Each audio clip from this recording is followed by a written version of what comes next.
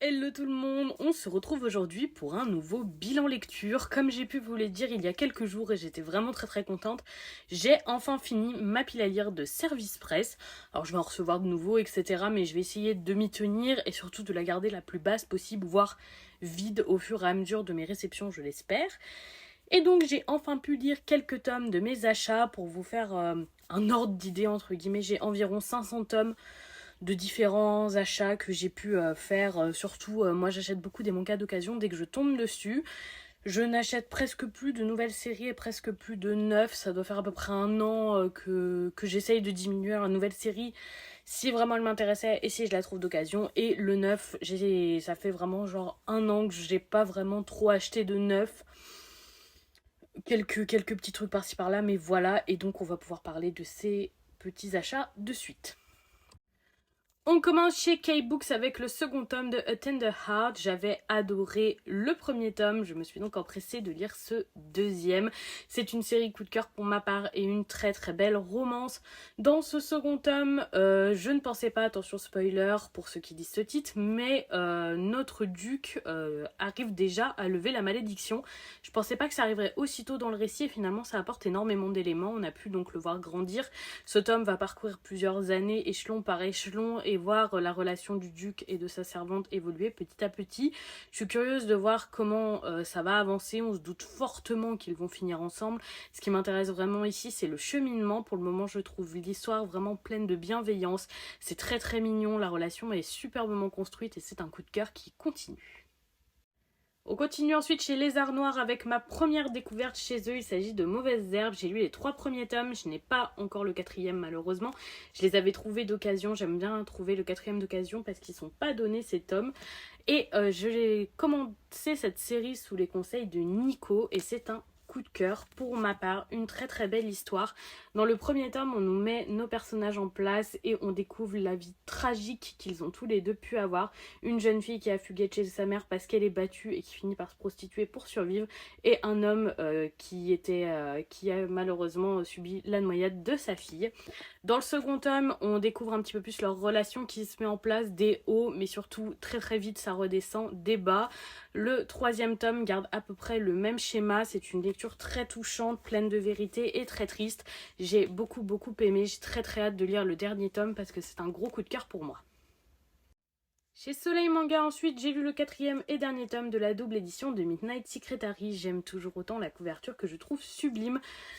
Sur ce dernier tome, cette partie-là sera consacrée à Midnight Secretary et celle-là sera un petit amas de one-shot. Je suis déçue parce que je trouve qu'en plus, la fin de Midnight Secretary était très bien, mais elle aurait mérité un épilogue, notamment sur leur enfant. On nous vend beaucoup d'informations sur leur enfant qui va être très spécial, que ça risque d'avoir un impact avec le clan des vampires. J'aurais vraiment aimé en avoir un épilogue plutôt que cet amas de one-shot que vraiment je trouve ça très agaçant quand j'achète un titre et que la moitié du tome ce n'est pas le titre, c'est hyper frustrant.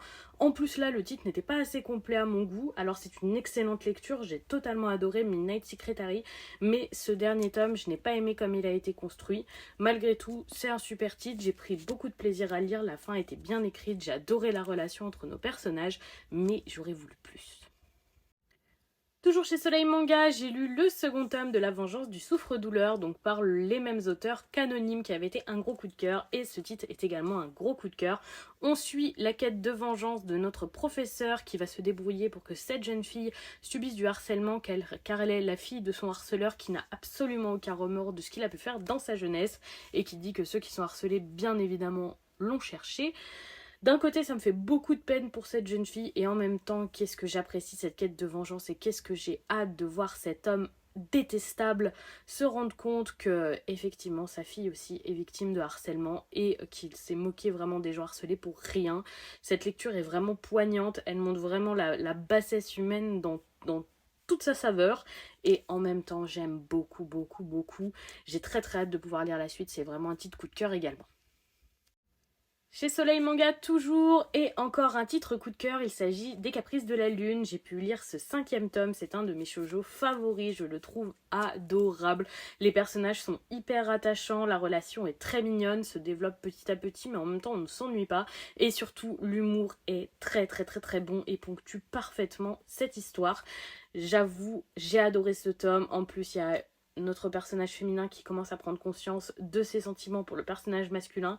J'ai très hâte de voir comment tout ça va évoluer parce que ça a l'air d'évoluer plutôt vite. Et comme d'habitude, c'est un coup de cœur pour ce titre. La romance est adorable et il se classe facilement dans mes shoujo favoris. Chez Soleil Manga, on continue avec le 5e et dernier tome de The Elf and the Hunter, un autre titre coup de cœur qui mériterait tellement plus de visibilité. Je ne le vois pas sur les réseaux sociaux et qu'est-ce qu'il le mériterait? C'est un titre qui est plus qu'excellent.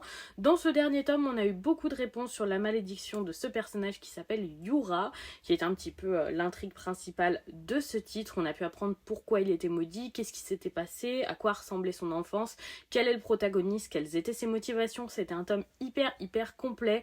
Je suis très contente parce que cette fin ne m'a pas laissée sur ma faim et elle était parfaitement complète. J'ai eu toutes les réponses que j'attendais avec une fin très touchante qui a encore mis la bienveillance au cœur de l'histoire avec la bienveillance de ces deux personnages qui est exceptionnelle. Je regrette juste qu'on n'ait pas eu un petit bisou de fin pour répondre à cette romance, mais même ça a été expliqué le pourquoi il n'y en a pas eu et franchement je n'ai rien à redire, c'est un énorme coup de cœur. Chez Pika ensuite, j'ai lu la série en 2 tomes Une si belle couleur par la même autrice que Mon colloque d'enfer.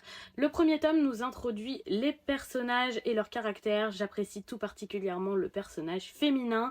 La romance arrive un petit peu rapidement, ce qui manque de réalisme. On dirait vraiment juste qu'ils sont tombés amoureux au premier regard et je trouve ça un peu étrange pour ce type de lecture, mais ça s'oublie assez rapidement pour laisser place à une très belle relation. Le second tome permet de développer la relation, de la suivre sur plusieurs années finalement jusqu'à un épilogue beaucoup d'années plus tard sur la fin de cette histoire tout simplement. J'ai beaucoup apprécié. J'ai aimé également qu'il y ait un second thème au-delà de la romance. On a pu avoir un thème autour de la peinture et de l'art très développé que j'ai trouvé très sympathique qui apporte une véritable touche à ce titre. C'était une très bonne lecture. Et on finit chez Akata avec le premier tome de Dream in Sun, une série qui sera terminée en 10 tomes et qui est écrite par la même autrice qu'Orange, qui est pour moi un coup de cœur absolu et qui se classe dans mes top 3 des meilleures romances. Ce titre était sympathique, mais pour le moment on est sur un développement assez classique. Au vu de ce que l'autrice a déjà pu écrire, je m'attendais à quelque chose d'un peu plus touchant et un peu plus dramatique, mais on est vraiment sur du feel good. Sur ce titre, c'est sympathique, on a une romance qui se développe. Je préfère déjà un autre personnage à celui que notre héroïne a choisi, bien comme d'habitude. Pour le moment c'est sympathique, je vois qu'il y aura quand même quelques sujets de fond autour de la parentalité qui pourront être abordés, des parents, des couples remariés qui ont refait un enfant et l'autre enfant qui se sent à part, etc. Pour le moment c'est assez classique mais ça fonctionne très bien, c'était une lecture agréable et j'aimerais quand même lire un second tome pour en découvrir plus. Donc voilà pour ce premier bilan lecture, de lecture achat. Ça fait presque un an que je vous en avais pas fait. Alors oui, beaucoup de coups de cœur, c'est assez rare sur mon compte d'habitude. Mais là, effectivement, vous vous en doutez, c'est des tomes que j'ai achetés et que j'avais hâte de lire tout simplement parce que je les ai choisis moi-même et je les ai payés moi-même, contrairement au service presse. Et bien évidemment, j'ai sorti en premier ceux que j'avais le plus hâte de lire. Donc beaucoup de coups de cœur, beaucoup de séries que j'apprécie tout particulièrement et j'espère que vous aussi.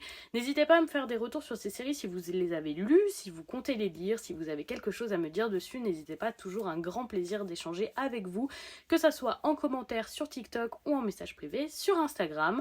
En attendant, je vous souhaite une super bonne soirée et je vous fais des bisous tout le monde.